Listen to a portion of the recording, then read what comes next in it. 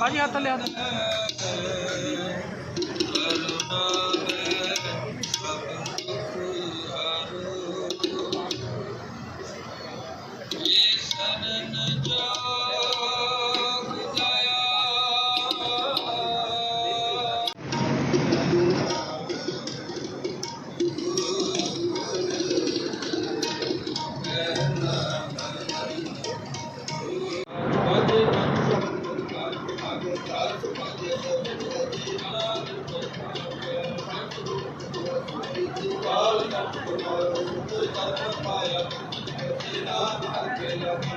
पुरजा पुरजा कट मरै कबहू ना छाड़ै खेत। धन धन सतगुरु साहिब श्री गुरु रामदास साहिब जी महाराज जी के पावन पवित्र स्थान सचखंड श्री हरमंदर साहिब जी विखे मेरी पीर दे मालक सत्कार भेंट करने वास्ते सतगुरां दी पावन पवित्र हजूरी विच जुड़ बैठा है। श्री अखंड पाठ साहिब जी के संपूर्णता तो उपरंत जो सचखंड श्री हरमंदर साहिब जी की परिक्रमा दे विच वापरिया रूहानीयत के मुजस्मे सांझीवालता के केंद्र जिथों हमेशा सच की सांझीवालता की आवाज़ आउंदी है, उस पावन पवित्र स्थान को हिंदुस्तान की जालम हुकूमत वालों चाढ़ियां हुई फौजा ने गोलियां मार के जख्मी किया और सिख धर्म के खालसा पंथ के भाई जनरल शुभेग सिंह जी, भाई साहब भाई अमरीक सिंह जी प्रधान all India Sikh student federation, Baba Thara Singh जी और बेअंत सिंघा ने जूझदियां होया शहादतां प्राप्त कीतियां और हिंदुस्तान की जालम हुकूमत वालों चाढ़ियां हुई फौजा ने धन श्री गुरु अर्जन देव जी महाराज जी के शहीदी दिहाड़े के संबंध में दर्शन इशनान करन आईयां संगतां नूं शहीद करके एक बहुत ही घिनौना जो कर्म से इस पावन पवित्र धरती ते कीता।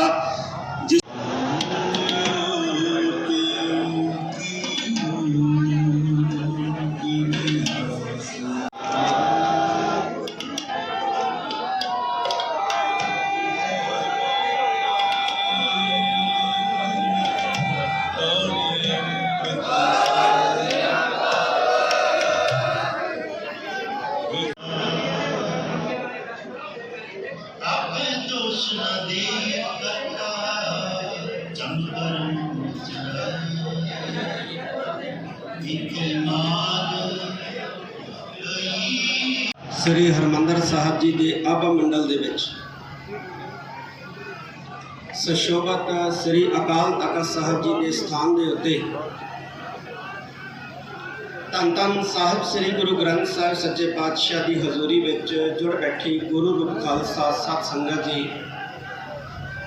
सब तो पहला फतेह प्रवान करो। वाहिगुरु जी का खालसा वाहिगुरु जी की फतेह।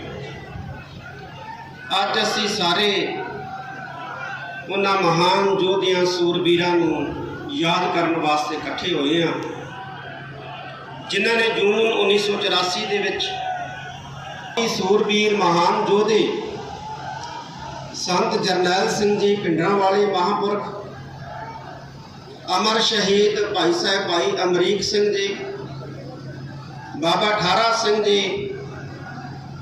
और बहुत ही सूझवान नीतिवान जरनल भाई सुबेग सिंह जी।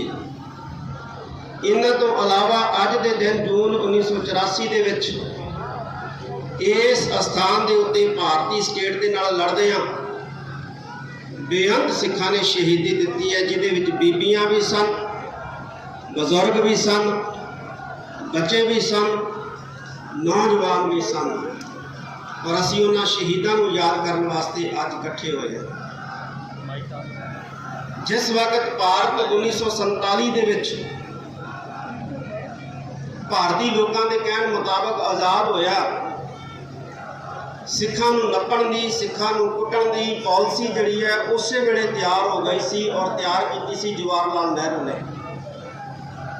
कि इस हिंदुस्तान के अंदर, इस भारत के अंदर सिखां नूं नपना है, सिखां नूं कुटना है, सिखां नूं दबना है, आर्थिक तौर पर कमज़ोर करना है, समाजिक तौर पर कमज़ोर करना है, धार्मिक तौर पर कमज़ोर करना है और राजनीतिक तौर पर भी कमज़ोर करना है। ये नीतियाँ 1947 ही बन गई और उसका सिटा 1984 ਦੇ ਵਿੱਚ ਸ੍ਰੀ ਅਕਾਲ ਤਖਤ ਸਾਹਿਬ, ਸੱਚਖੰਡ ਸ੍ਰੀ ਹਰਿਮੰਦਰ ਸਾਹਿਬ ਤੇ 37 ਹੋਰ ਗੁਰਦੁਆਰੇ ਸਾਹਿਬਾਨਾਂ ਦੇ ਵਿੱਚ ਹਮਲਿਆਂ ਦੇ ਰੂਪ ਦੇ ਵਿੱਚ ਨਿਕਲਿਆ।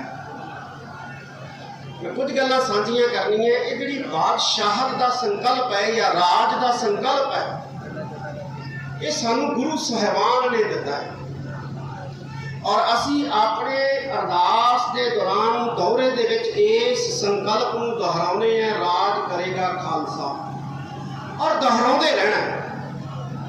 ਜਿਹੜਾ ਸਿੱਖ ਹੈ, ਜਿਹਦੇ ਕੇਸਾਂ ਦੇ ਵਿੱਚ ਅੰਮ੍ਰਿਤ ਹੈ, ਜਿਹਦੇ ਨੇਤਰਾਂ ਦੇ ਵਿੱਚ ਅੰਮ੍ਰਿਤ ਹੈ, ਜਿਹਦੇ ਮੁਖ ਦੇ ਵਿੱਚ ਖੰਡੇ ਬਾਟੇ ਦਾ ਅੰਮ੍ਰਿਤ ਹੈ, ਉਹ ਰਾਜ ਦੇ ਸੰਕਲਪ ਤੋਂ ਮੁਨਕਰ ਨਹੀਂ ਹੈ ਔਰ ਨਾ ਮੁਨਕਰ ਹੋ ਸਕਦਾ ਹੈ। ਇਹ ਗੱਲ ਵੱਖਰੀ ਹੈ ਕਿ ਕੋਈ ਖੁੱਲ੍ਹੇਆਮ ਮਾਨਸਾ ਵਰਗਾ ਖੁੱਲ੍ਹੇਆਮ ਕਹਿੰਦਾ ਹੈ ਔਰ ਸਾਡੇ ਵਰਗੇ ਦੱਬੀ ਜ਼ੁਬਾਨ 'ਚ ਕਹਿ ਦਿੰਦੇ ਆ। ਅਸੀਂ ਪੜ੍ਹਦੇ ਹਾਂ ਕਿ ਰਾਜ ਕਰੇਗਾ ਖਾਲਸਾ। ਕੌਣ ਰਾਜ ਕਰੂਗਾ?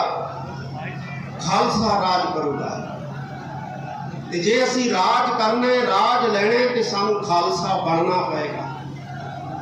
ਅੱਜ ਸਾਡੇ ਸਾਹਮਣੇ ਬਹੁਤ ਸਾਰੀਆਂ ਚੁਣੌਤੀਆਂ ਜਿਹੜੀਆਂ ਨੇ ਉਹ ਖੜੀਆਂ ਨੇ, ਜਿਹੜੀਆਂ ਸਾਨੂੰ ਕਮਜ਼ੋਰ ਕਰ ਰਹੀਆਂ ਨੇ ਧਾਰਮਿਕ ਤੌਰ ਦੇ ਉੱਤੇ, ਸਮਾਜਿਕ ਤੌਰ ਦੇ ਉੱਤੇ ਔਰ ਆਰਥਿਕ ਤੌਰ ਦੇ ਉੱਤੇ। ਸਾਨੂੰ ਧਾਰਮਿਕ ਤੌਰ ਦੇ ਉੱਤੇ ਕਮਜ਼ੋਰ ਕਰਨ ਵਾਸਤੇ ਪੰਜਾਬ ਦੀ ਇਸ ਧਰਤੀ ਦੇ ਉੱਤੇ ਈਸਾਈਅਤ ਦਾ ਪ੍ਰਚਾਰ ਜਿਹੜਾ ਹੈ ਬੜੇ ਜ਼ੋਰ ਸ਼ੋਰ ਦੇ ਨਾਲ ਚਲਾਇਆ ਜਾ ਰਿਹਾ ਹੈ। ਪੰਜਾਬ ਦੇ ਅੰਦਰ ਪਿੰਡ ਪਿੰਡ ਚਰਚਾਂ ਬਣ ਰਹੀਆਂ ਔਰ ਮਸੀਤਾਂ ਬਣ ਰਹੀਆਂ। ਇਹ ਸਾਡੇ ਵਾਸਤੇ ਚਿੰਤਾ ਵਾਲੀ ਗੱਲ ਹੈ, ਸਾਡੇ ਵਾਸਤੇ ਫਿਕਰ ਵਾਲੀ ਗੱਲ ਹੈ। ਮੈਂ ਸਾਰੇ ਮਹਾਂਪੁਰਖਾਂ ਨੂੰ, ਜਿੰਨੇ ਵੀ ਸਿੱਖ ਧਰਮ ਨਾਲ ਸੰਬੰਧਿਤ ਮਹਾਂਪੁਰਖ ਹੈ, ਜਿਹੜੇ ਪ੍ਰਚਾਰ ਦੀ ਸੇਵਾ ਕਰਦੇ ਰਹੇ ਨੇ, ਮੈਂ ਉਹਨਾਂ ਨੂੰ ਇਹ ਕਹਿਣਾ ਚਾਹਾਂਗਾ ਕਿ ਇੱਕ ਵਾਰੀ ਫੇਰ ਨਿਕਲੋ। ਜਿਵੇਂ ਸੰਤ ਬਾਬਾ ਗੁਰਬਚਨ ਸਿੰਘ ਜੀ ਭਿੰਡਰਾਂ ਵਾਲੇ, ਜਿਵੇਂ ਸੰਤ ਬਾਬਾ ਜਵਾਲਾ ਸਿੰਘ ਜੀ ਹਰਖੋਵਾਲ ਵਾਲੇ, ਜਿਵੇਂ ਮਹਾਂਪੁਰਖ ਸੰਤ ਬਾਬਾ ਆਦਰ ਸਿੰਘ ਜੀ ਮਸਤੂਆਣਾ ਸਾਹਿਬ ਵਾਲੇ, ਇਹਨਾਂ ਨੇ ਬਹੀਰਾਂ ਕੱਟ ਕੇ ਪਿੰਡਾਂ ਦੇ ਵਿੱਚ ਪ੍ਰਚਾਰ ਕੀਤਾ ਸੀ ਤੇ ਸਿੱਖੀ ਬੁਲੰਦ ਕੀਤੀ ਸੀ।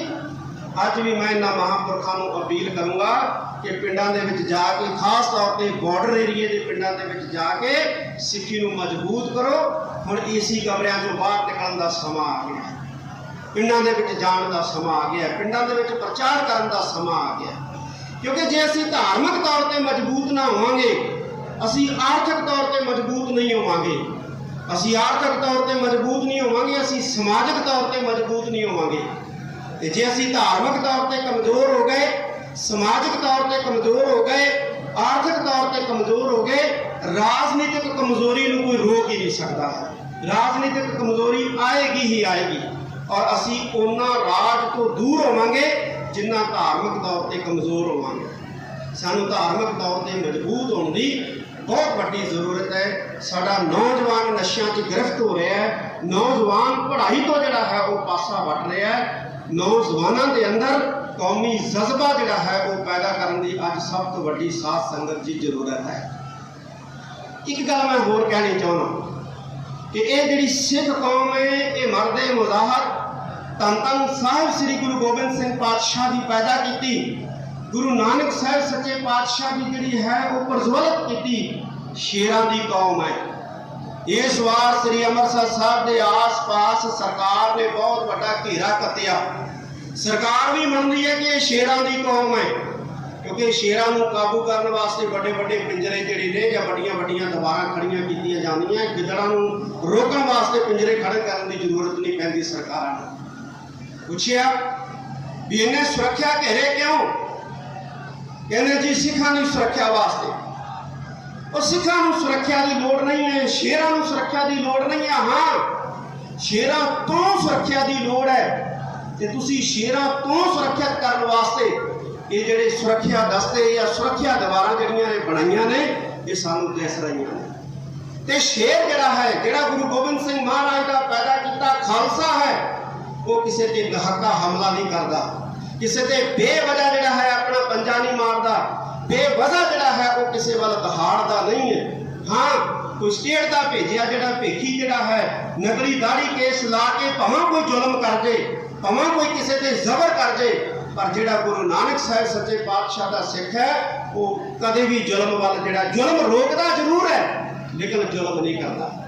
ਮੈਂ ਸਿੱਖ ਸੰਸਥਾਵਾਂ ਨੂੰ ਇਹ ਕਹਿਣਾ ਚਾਹਾਂਗਾ ਕਿ ਅੱਜ ਜ਼ਰੂਰਤ ਆ ਗਈ ਹੈ, ਜਿਵੇਂ ਧੰਨ ਗੁਰੂ ਅੰਗਦ ਦੇਵ ਜੀ ਮਹਾਰਾਜ ਨੇ ਖਡੂਰ ਸਾਹਿਬ ਦੀ ਧਰਤੀ ਦੇ ਉੱਤੇ ਮੱਲ ਅਖਾੜੇ ਕਾਇਮ ਕੀਤੇ ਸੀ, ਅੱਜ ਗੱਤਕਾ ਅਕੈਡਮੀਆਂ ਤੇ ਗੱਤਕੇ ਅਖਾੜੇ ਜਿਹੜੇ ਨੇ ਸਾਡੀਆਂ ਸੰਸਥਾਵਾਂ ਗੁਰਦੁਆਰਾ ਸਾਹਿਬਾਨ ਦੇ ਅੰਦਰ ਕਾਇਮ ਕਰਨ, ਔਰ ਮਾਡਰਨ ਜਿਹੜੇ ਨੇ ਸ਼ਸਤਰ ਅਭਿਆਸ ਦੇ ਕੇਂਦਰ ਜਿਹਨੂੰ ਸ਼ੂਟਿੰਗ ਰੇਂਜਾਂ ਕਹਿੰਦੇ ਨੇ ਉਹ ਵੀ ਕਾਇਮ ਕੀਤੀਆਂ ਜਾਣ, ਕੋਈ ਹਰਜ ਨਹੀਂ ਹੈ। ਸਾਧ ਸੰਗਤ ਜਿਹੜੇ ਦੂਸਰੇ ਲੋਕ ਹੈ ਉਹ ਲੁਕ ਛਿਪ ਕੇ ਜਿਹੜੇ ਹੈ ਆਪਣੇ ਲੋਕਾਂ ਨੂੰ ਹਥਿਆਰਾਂ ਦੀ ਟ੍ਰੇਨਿੰਗ ਦੇ ਰਹੇ ਹੈ, ਸ਼ਸਤਰਾਂ ਦੀ ਟ੍ਰੇਨਿੰਗ ਦੇ ਰਹੇ ਹੈ। ਅਸੀਂ ਲੁਕ ਛਿਪ ਕੇ ਨਹੀਂ ਦੇਵਾਂਗੇ, ਅਸੀਂ ਸ਼ਰੇਆਮ ਦੇਵਾਂਗੇ, ਖੁੱਲ੍ਹੇਆਮ ਦੇਵਾਂਗੇ।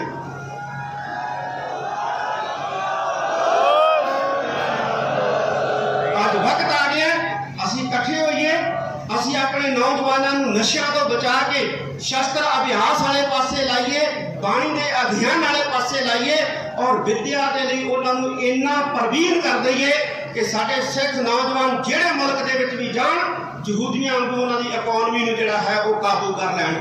ਜਦੋਂ ਸਾਡੇ ਨੌਜਵਾਨ ਇਸ ਕਾਬਲ ਬਣ ਗਏ ਕਿ ਦੁਨੀਆ ਦੇ ਮੁਲਕਾਂ ਦੇ ਵਿੱਚ ਜਾ ਕੇ ਉਹਨਾਂ ਦੀਆਂ ਇਕਨੋਮੀਆਂ ਦੱਬ ਲਈਆਂ, ਤੇ ਸਾਡਾ ਰਾਜ ਜਿਹੜਾ ਹੈ ਦੁਨੀਆ ਦੀ ਕੋਈ ਤਾਕਤ ਜਿਹੜੀ ਹੈ ਉਹ ਰੋਕ ਨਹੀਂ ਸਕਦੀ।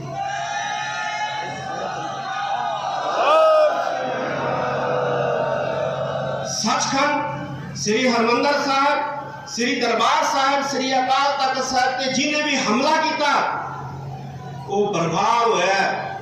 ਜਿਹੜੀ ਪਾਰਟੀ ਨੇ ਹਮਲਾ ਕੀਤਾ ਉਹ ਬਰਬਾਦ ਹੋਇਆ, ਔਰ ਜਿਹੜੇ ਮੁਲਕ ਨੇ ਸਾਥ ਦਿੱਤਾ ਰਸ਼ੀਆ ਵਰਗਾ, ਉਹਨੂੰ ਇੱਕ ਨਿੱਕੇ ਜਿਹੇ ਮੁਲਕ ਨੇ ਜਿਹੜਾ ਹੈ ਉਹ ਵਾਣੀ ਪਾ ਰੱਖਿਆ।